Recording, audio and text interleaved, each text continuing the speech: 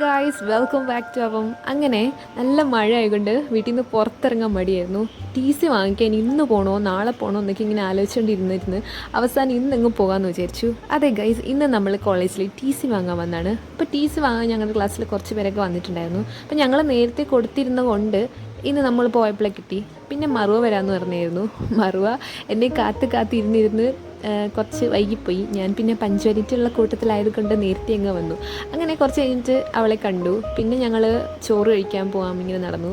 അപ്പോഴാണ് നമ്മുടെ second years mechanical സ്റ്റുഡൻസിനെ കണ്ടത്. ചിക്കന്മാർ പൊളിയാണ് കേട്ടോ. അത് കഴിഞ്ഞ ശേഷം ഞങ്ങൾ ക്യാൻറ്റീനിൽ പോയി. തങ്കു ചേച്ചിയുടെ ക്യാൻറ്റീനും ചോറുള്ളപ്പോൾ നമ്മൾ എന്തിനാണ് വെറുതെ വിശന്നിരിക്കുന്നത് വിചാരിച്ച് അവിടെ പോയിട്ട് കഴിക്കുമെന്ന് വിചാരിച്ചു.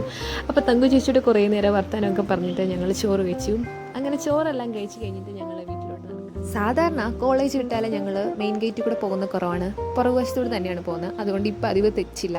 പിന്നെ ഈ കാണുന്നത് പുതിയ ബിൽഡിംഗ് ഒക്കെയാണ്. നമ്മളൊരു കോളേജിൽ സ്കൂളിലൊക്കെ പഠിക്കുമ്പോൾ അവിടെ ഒരു മാറ്റം ഉണ്ടാവില്ല. പക്ഷേ നമ്മൾ അവിടെ നിന്ന് ഇറങ്ങിക്കഴിയുമ്പോൾ നമ്മൾ കാണാത്ത പല സാധനങ്ങളും അപ്പോൾ കാണും. അതായിരുന്നു എൻ്റെ അവസ്ഥ അപ്പോഴത്തെ. അപ്പോൾ ഞങ്ങൾ അതെല്ലാം കഴിഞ്ഞ് നടക്കുകയാണ് വീട്ടിലോട്ട്. അപ്പോൾ guys, if you like this video, do like, share and subscribe. By.